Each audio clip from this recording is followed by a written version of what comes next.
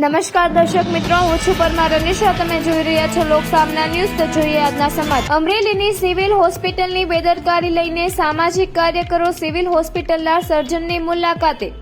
Amreli Shantaba civil હોસ્પિટલમાં થોડા દિવસ પહેલા એક દીકરીની ડિલિવરી વખતે ઓપરેશન પેટમાં કપડું રાખી દીધેલ તે બાબતે દીકરાના પિતા અને આગેવાનોએ ભરતભાઈ ધડુકને અને જીત્યા સાહેબ રજૂઆત બાદ પોલીસ સ્ટેશનમાં ફરિયાદ નોંધાવી છે.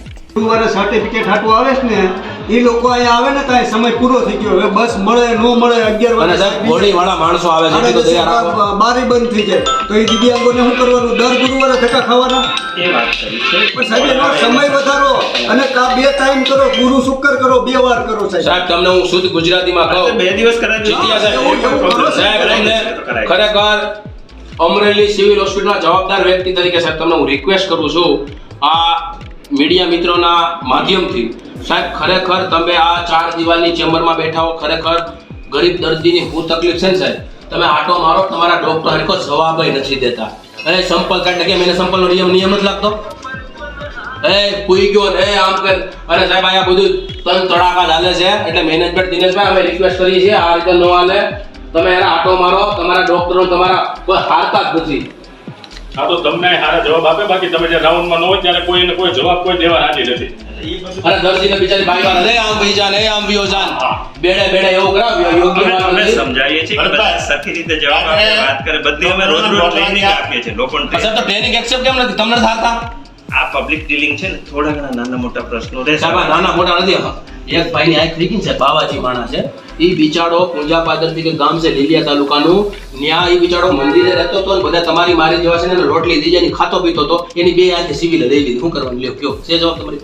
એને સરકારે વળતર આપ્યું એટલે વળતર એની જિંદગી નહીં, પણ હવે જે થયું એની આંખ બંધ કરી દો એટલે સાહેબ દરવાજાની બહાર ન નીકળી શકો. વળતરનું આવે શું છે? આખી મોટી તપાસ થઈ આ તો છે. તાત્કાલિક આ બેને દવા કરી લઈ ગુજરી ગયા હતી બાળકનું એનું 4 દિનના બાળકનું થાતું. તમે કલ્પના તો કરો સાહેબ. ગંભીર વસ્તુ છે, સમજી ગયો ગંભીર વસ્તુ છે. પણ એની હાલત એક ગંભીર છે ત્યારે થોડી પણ એમ નાના બાળકને એની તો માતા એ એમ કે છે ગુજરી જાય સર્ટિફિકેટ સાહેબ દેખાડો એમ ને સાહેબ? જેની માતા બીમાર હોય એની વાત બાળક નથી. નહીં. તો એ તે મતલબ હું થયો સાહેબ. નહીં, કપડું અંદરથી નીકળ્યું તો લખી દે. તો પણ આ બેનને તો બોલાવો, તમે પૂછો કે કપડું કેમ રાખ્યું? તમે એને નથી પૂછું, ઓલાને પૂછું, એને કાલે લેવા દેવાના નથી. તો ICU દાખલ થઈ ગયા છે. પણ એ અમે કેમ માની લઈએ કે કપડું પણ અમે નીકળ્યું? આપણે પાગલ છીએ નહીં, મીડિયમ કપડું બતાડે છે. અરે તો તમે તો એમ કહો કે ગોળ ખોદો તો હાડકા લઈ આવી. નહીં, પણ એ માણસ છે, એ ડોક્ટર છે.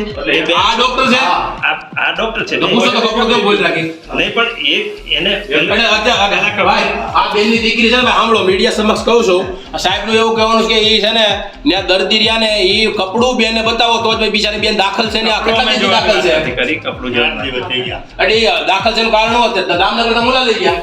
એ આ તકલીફના હિસાબે કપડાના નથી. આ હિસાબે. જે ડોક્ટર હશે હા. એ કંઈક લખી દે ને કે આ બેનને આ માટે અહીંયા દાખલ. સાહેબ આવા બહાના કરી દેવા જોઈએ કે તમે એજમાં માંથી મોટા છો અને છટકવાની વાર માનવતા રાખો. કાલ બધે વ્યાજ આવું સિવિલમાંથી. વાયરલ વિડીયો પર આપણાથી કોઈની સામે તો વાયરલ વિડીયો નહીં, બેન બોલે છે મારે વાત કરી છે હું વાયરલ વિડીયો. પણ બેન મારો recording. એ બેન કોણ છે? એની એ દીકરી છે. બેનની દીકરી આ ભાઈની.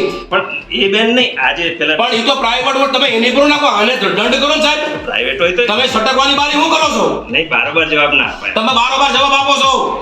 બારોબાર આપણે કઈ એક્શન ના લે. આ માનવતા દાખવો. આ તો કઈ બોલતો નથી એનો મતલબ તમે એમ કે જ્ઞાતિ લઈને તમે જેમ કે છૂટા છટા લેતી બાઈને લઈને પાછો પરણાવો. નહીં, એવી આવી વાત કરતા જવાબદાર વ્યક્તિ તરીકે તમે શરમ થવી જોઈએ. એવી કોઈ વાત નથી. કે આના રિક્વેસ્ટ કરી છે. શિવભરતભાઈ, આજે તમે જે અહીંયા જે ડૉક્ટરને જે આજે જે પ્રશ્ન લઈને આવ્યા હતા તે શું હતો પ્રશ્ન? આજે પ્રશ્નમાં તો એવું હતું કે 10-12 દિવસ પહેલાં એક લેડીઝને પ્રસૂતિ માટે એટલે કે ડિલિવરી માટે એમને દાખલ કરવામાં આવેલા. તો એની અનુસંધાને જે સ્ટાફ છે એ સ્ટાફ દ્વારા જ્યારે ટાંકા લેવામાં આવ્યા તો એ ટાંકાની અંદર કોઈ કપડું રાખી દીધું, ટાંકા લેવાઈ ગયા, કપડું પેટમાં રહી ગયું. તો એ બેનને વધારે પીડા, ઘરે જતાં વધારે પીડા ઉપડી તો એને પ્રાઇવેટ હોસ્પિટલ દામનગર મુકામે લઈ ગયા. તો ત્યાં ટાંકા ખોલી અને જોયું તો બગાડા સાથે કપડું બહાર કાઢ્યું. એની અનુસંધાને આજ રોજ અમરેલી સિવિલ હોસ્પિટલની મુલાકાતે આવેલા. એમાં જે MS કરીને છે જીત્યા સાહેબ એમને મળ્યા અને ત્યાર પછી એમના જે સંસ્થાના જે કાંઈ ટ્રસ્ટી છે ભરતભાઈ ધડુક અને દિનેશભાઈ, આ બંનેને મળતા એણે એવું કીધું કે ભાઈ ખરેખર યોગ્ય તપાસ કરશું. જો કે તપાસ જ થાય તો જોઈ, પણ છતાં એણે એવું કહેવું છે કે રૂબરૂ આ બંને ડૉક્ટર છે એમને બોલાવી અને કાયદેસરની કાર્યવાહી થાય એવા માટે અમે ઘણી લમણાજીત કરી છે. પણ આ તો હું જે છટકવાની બારી કરે એની અનુસંધાને આજ રોજ એ આ લોકોને મળી અને ફરીવાર પણ મળવાનું કદાચ થશે કે આ જવાબદાર ડૉક્ટર છે અને કાયદેસર હું તો કહું લાલ લીટો મારો સંસ્થા તરફ એવું લખીએ કે કેમ કે આ ડૉક્ટરો આયાની તો બીજી જગ્યાએ ભૂલ કરશે અને લોકોની જિંદગી સાથે ચેડા કરશે તો આ અયોગ્ય છે. એની અનુસંધાને જે બેન છે એમના ફાધર હારે હતા અને આજ રોજ આ મેનેજમેન્ટની મુલાકાત લીધી છે અને એ કહે છે મૌખિકમાં લેખિતમાં નહીં કે આવનાર સમયમાં કદાચ હવે ભૂલ નહીં થાય તેવી અમે તકેદારી રાખશું. એવી મેનેજમેન્ટ દ્વારા અમને મૌખિક સૂચના કરવામાં આવી છે. તો ફરી મળીશું એક નવા સમાચાર સાથે. ત્યાં સુધી જોતા રહો લોકસામના ન્યૂઝ.